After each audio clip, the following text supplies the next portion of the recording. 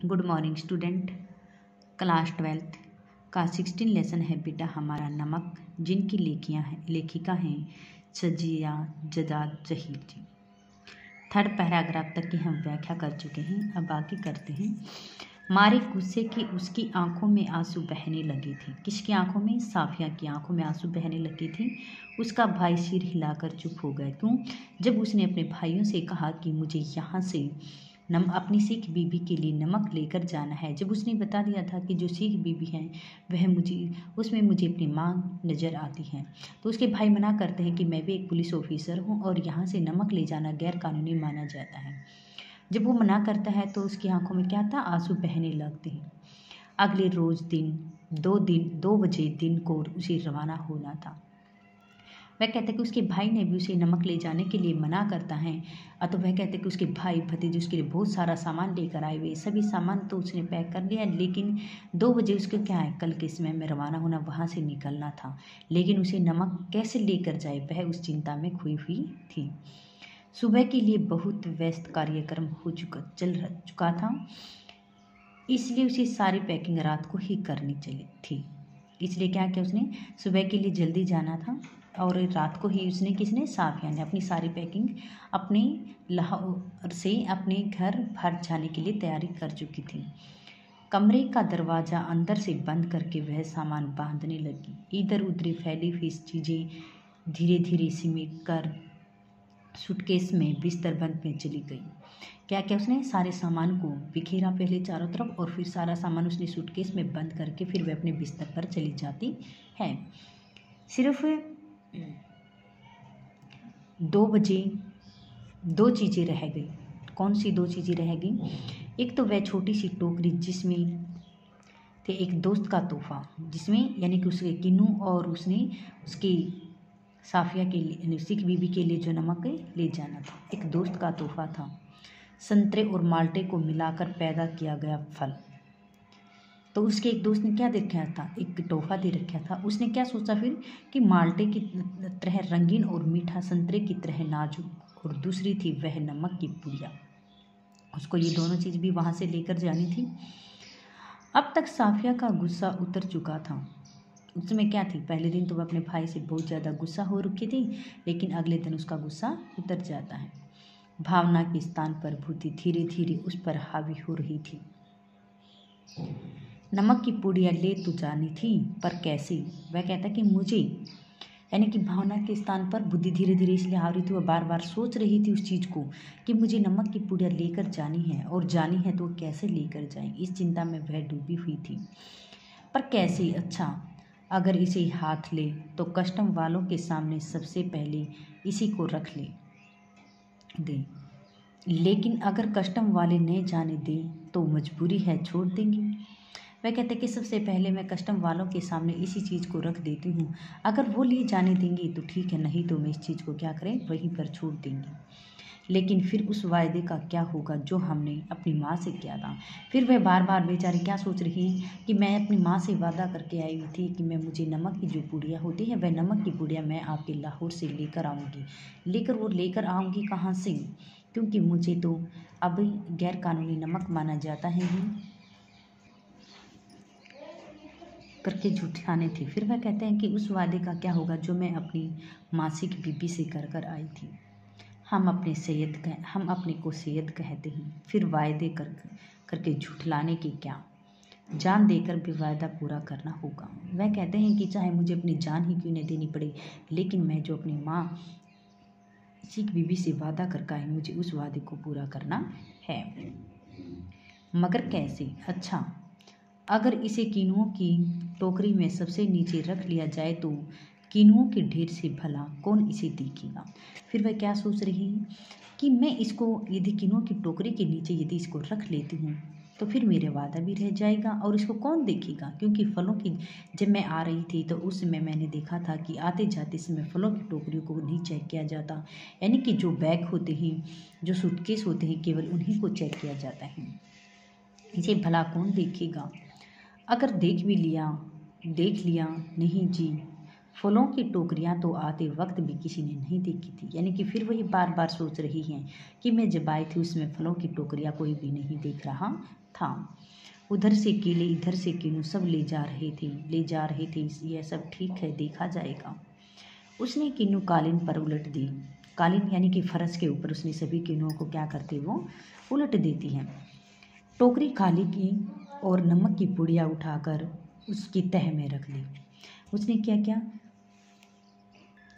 नमक की पुड़िया को उठाकर वह सबसे पहले क्या करती है, फर्श पर उलट देती है और फिर नमक उसके बीच में रख देती है, तह में रख देती है। एक बार झांककर उसने पुड़िया को देखा और उसे ऐसा महसूस हुआ कि मानो उसने अपनी माँ की किसी प्यारे की कब्र की गहराई में उतार दिया। यानी कि ये हमारा एक बार उसने देखा। यहाँ से हमारा एक गद्यांश भी बनेगा ये कि एक बार उसने झांक कर उसने पुड़िया को देखते हैं तो उसे कैसा महसूस होता है, मानो उसने किसी प्यारे की कब्र की गहराई में उतार दिया हो। कुछ देर उकड़ो वह पुड़िया को देखती रही, बैठकर देखती रही और कहानियों को याद करती रही जिन्हें वह अपनी अम्मा से सुना करती थी, जिसे वह अपने बचपन में कैसे सुनती थी, अपनी अम्मा से सुनती थी, जिसने शाहजादा अपनी रान चीर कर हीरा छिपा लेता था। देवों, खौफनाक भूतों और राक्षसों के सामने से होता हुआ वह सरहदों से गुजर जाता था। इसी में ऐसी कोई तकलीफ नहीं है। यानी कि ये उसने क्या किया, एक आहा भरी। यहाँ तक ये हमारा गद्यांश है। सबसे पहले यदि आती है किस गद्यांश की प्रसंग व्याख्या कीजिए, तो सबसे पहले हम क्या करेंगे, प्रसंग लिखेंगे। प्रसंग में क्या लिखोगे, प्रस्तुत पद्यांश, पद्यांश नहीं है गद्यांश है, प्रस्तुत गद्यांश हमारी हिंदी के पाठ्य पुस्तक आरोह भाग 2 में संकलित नमक नामक पाठ से लिए गए हैं। इनमें इनकी लेखिका रजिया सजाद जहीर जी हैं। इन्होंने इन पंक्तियों में किस चीज़ का वर्णन करते हुए कहा है कि साफिया ने लाहौर से हिंदुस्तान नमक ले जाने के लिए जो तरकीब बनाई थी और वह नमक की पुड़िया को कीनू की टोकरी में, यानी कि वह अपनी माता सिख बीबी से वादा करके आई हुई थी कि मैं वहाँ से आपके लिए नमक की पुड़िया लेकर आऊँगी। तो वह कहते हैं कि वो जब नमक की पुड़िया वहाँ से लेकर आएगी तो उसमें उसने क्या किया था, वह तरकीब सोच रही है किस प्रकार से इस नमक की पुड़िया को यहाँ से लेकर जाया जाए। तो तरकीब वह सोच रही है। उसके बाद में इसका प्रसंग हो गया है। उसके बाद में इसकी व्याख्या लिखी। इसमें लेखिका रजिया सजाद जहीर जी क्या कहे, एक बार झांक कर उसने पुड़िया को देखा कि साफिया ने कीनू की टोकरी की तह में जब नमक की पुड़िया रख दी थी, कि साफिया ने जब कीनुओं की टोकरी में नमक की पुड़िया को रख दिया था तो उस समय वह एक बार झांक कर वह उसमें से देखती है तो उसे ऐसा प्रतीत होता है मानो उसने किसी अपनी प्यारे की उसने कब्र की गहराई में उतार दिया हो। उस पुड़िया को देख करके साफिया को ऐसा प्रतीत होने लगता है मानो उसने किसी अपने प्यारे को ही कब्र में उतार दिया हो, यानी दफना दिया हो। कुछ देर तक वह क्या करती है, उस पुड़िया को देखती रहती है। वहीं बैठकर कुछ समय के लिए वह क्या करती है, उस नमक की पुड़िया को देखती रहती है और उन कहानियों को याद करती रही जिन्हें वह अपनी अम्मा से सुना करती थी। और फिर क्या करें, वह उन कहानियों को याद करती रही जिन्हें बचपन में वह अपनी माँ से सुना करती थी। कि उसकी बचपन में उसने अपनी माँ से कौन सी सुनी थी, कि जिनमें शाहजादा अपनी रान चीर कर हीरा छिपा लेता था। कि जब उसने अपनी माँ से सुनी हुई कहानियों की याद आती है कि जिन कहानियों में कोई शाहजादा अपनी जंघा को चीर करके, ठीक है, उसमें क्या कर लेता था, अपनी रान होती है जंघा, यानी कि अपनी जंघा को चीर करके उसमें क्या कर लेता था, वो हीरा छिपा लेता था। कि मैंने सुनी थी एक बार कि एक शाहजादा ने यहाँ से हीरा लेकर जाना था और उस समय उसने क्या किया था, अपनी जंघा को चीर कर उसमें छिपा लिया था। तत्पश्चात वही जंघा में हीरा छिपाकर देवताओं, खौफनाक भूतों, राक्षसों के सामने होता हुआ सरहदों से गुजर जाता था। और वो कहता, हीरा छिपाकर देवताओं से, डरावने भूतों से, डरावने राक्षसों के सभी का सामना करता हुआ वह वहां से निकल पड़ता था। लेखिका कहती है कि ऐसी कोई तरकीब नहीं हो सकती, वरना साफिया भी दिल चीख कर उसमें छिपा लेती और उसे एक बड़ी आह भरती। तब वह क्या कहते कि लेखिका कहती है कि साफिया इन कहानियों को याद करके सोचती है कि इस युग में तो ऐसी कोई युक्ति नहीं है जो मैं नमक की पुड़िया को छिपा कर ले जा सकती। नहीं तो क्या करती, मैं भी अपने दिल को चीर करके उसमें नमक को छुपा करके ले जा सकती थी और इन सरहदों से पार करती फिर कहाँ चली जाती थी, हिंदुस्तान। इस पाकिस्तान को, लाहौर को पार करते हुए मैं हिंदुस्तान चली जाती और उस समय वह ऐसी चिंता करते हुए एक बहुत बड़ी हाहाकार करती है। उसके बाद में विशेष लिखना है कि इन पंक्तियों में साफिया यानी कि लाहौर से नमक ले जाने के बारे में सोच रही हैं। भाषा सहज व सरल है, उर्दू फारसी शब्दों का प्रयोग भी किया गया है, मुहावरे लोकोक्तियाँ भी हैं और प्राचीन गाथाओं में कहानियों के बारे में भी इसमें वर्णन किया गया है। अब इसके क्वेश्चन कि एक बार झांक कर किसने और कहाँ देखा। एक बार झांक कर किसने देखा था, साफिया ने देखा था। कहाँ देखा था, टोकरी में देखा था। क्यों देखा था, क्योंकि उसने जब नमक की पुड़िया को उस किनुआ की टोकरी में छिपाया था तो उस समय उसने ऐसा एहसास हुआ था कि मानो उसने अपने प्यारे की कब्र दफना दी हो, इसलिए उसने देखा था। साफिया की टोकरी में कौन से फल थे, किन्नू। उसने उसे क्या खाली कर दिया था, उसने उसे कालीन पर, फर्श पर खाली कर दिया था क्योंकि वह एक नमक की पुड़िया को उसमें छुपा करके हिंदुस्तान ले जाना चाहती थी। साफिया ने जब टोकरी में पुड़िया झाँक कर देखा तो उसे कैसा महसूस हुआ। साफिया ने जब टोकरी में उस पुड़िया को कुछ देर के लिए झाँक कर देख रही तो उसे ऐसा प्रतीत हुआ मानो उसने किसी अपने प्यारे को ही एक कब्र में दफना दिया हो। पुड़िया को टोकरी में देखकर साफिया को कौन सी कहानियाँ याद आती हैं। पुड़िया को टोकरी में देखकर उसे अपने बचपन की कहानियाँ याद आती हैं, जब उसके बचपन में उसकी अम्मा ने उसे सुनाई थी कि एक बार शहजादा ने अपनी जंघा को चीर कर उसमें यानी कि हीरा छिपा करके ही देवताओं, भूत और राक्षसों का सामना करते हुए वह वहाँ से निकल पड़ा था। इसके क्वेश्चन आंसर ये बनते कि साफिया के भाई ने नमक की पुड़िया ले जाने से क्यों मना कर दिया था। कि साफिया के भाई ने नमक की पुड़िया ले जाने से इसलिए मना किया था क्योंकि नमक पाकिस्तान से भारत ले जाना, हिंदुस्तान ले जाना क्या था, एक गैर कानूनी माना जाता है। इसलिए उसने कहा था कि नमक आप लेकर नहीं जा सकते क्योंकि जो कस्टम अधिकारी होते हैं वो आपको ये नहीं ले जाने देंगे। और वह उसका भाई स्वयं भी क्या है, एक पुलिस ऑफिसर है। वह कहते हैं कि यदि तुम छुपा कर भी यदि ले गई और यदि कहीं तो रास्ते में पकड़ी गई तो उस समय साफिया के साथ साथ उसके परिवार वालों की भी बेइज्जती होगी। आगे खुद एक पुलिस ऑफिसर होते हुए भी उसकी बहन भी यहाँ से ऐसी चोरी करती है तो वह अपने उसमें क्या मानता है, बेइज्जती मानता है, इसलिए वह उसे वहाँ से नमक ले जाने के लिए मना करता है। नमक की पुड़िया ले जाने के संबंध में साफिया के मन में क्या तवज्जो था। साफिया को सुबह कल पाकिस्तान से रवाना होना था। पाकिस्तान से कहाँ जाना था, हिंदुस्तान जाना था और रात के समय में उसने अपने सारे सामान की पैकिंग कर ली थी, सूटकेस वगैरह सब पैक कर दिए थे और फिर बिस्तर में बिस्तर बंद भी बन गई थी।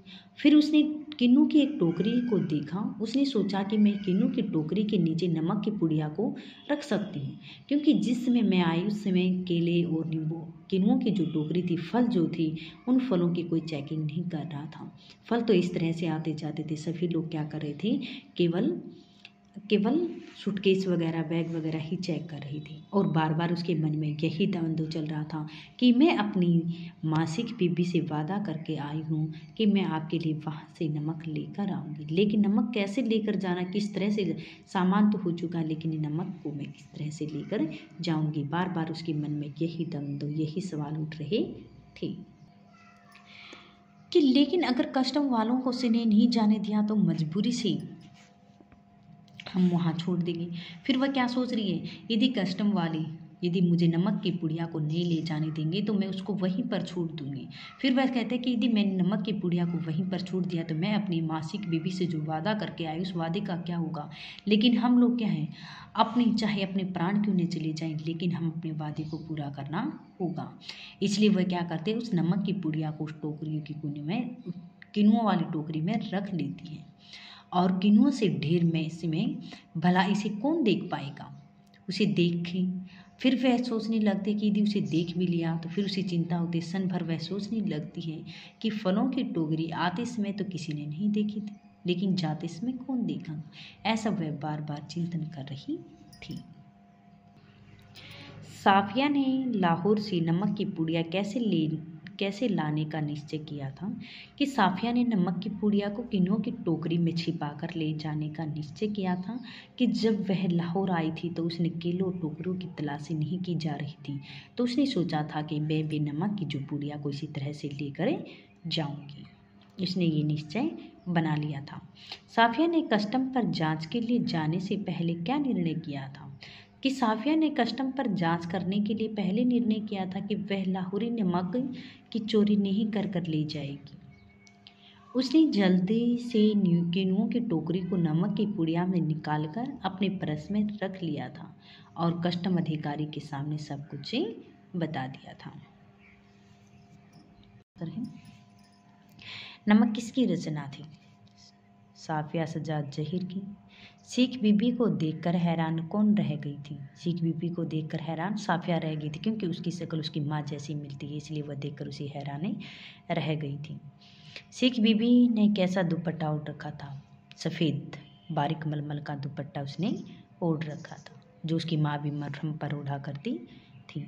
साफिया की माँ सफ़ेद बारीक मलमल का दुपट्टा कब ओढ़ा करती थी? मुहर्रम के समय में। सिख बीबी ने साफिया के बारे में किससे पूछा था? बहू से पूछा था। साफिया किस धर्म से संबंधित थी? मुसलमान से। साफिया अपने भाइयों से मिलने कहाँ जा रही थी? लाहौर जा रही थी। सिख बीबी और साफिया कहाँ मिली थी? जब कीर्तन हो रहा था, कीर्तन में मिली थी वे दोनों। हमारा वतन जी तो लाहौर, यह कथन किसने कहा था? ये भी सिख बीबी ने कहा था। जब उसने कहा था कि मैं लाहौर अपने भाइयों से मिलने के लिए जा रही हूँ, तब उसने कहा था कि मेरा भी जो वतन है, जब भारत और पाकिस्तान का आपस में विभाजन हुआ था उसमें बट गई थी, नहीं तो मैं आज भी अपने वतन किसको मानती? लाहौर को ही मानती हूँ। सिख बीबी ने लाहौर से क्या सौगात मंगवाई थी? नमक। उसने कहा था कि सिर्फ वहाँ से मेरे लिए थोड़ा सा नमक लेकर आना। तो इसकी व्याख्या क्वेश्चन आंसर छोटे बड़े राइट प्लस लर्न।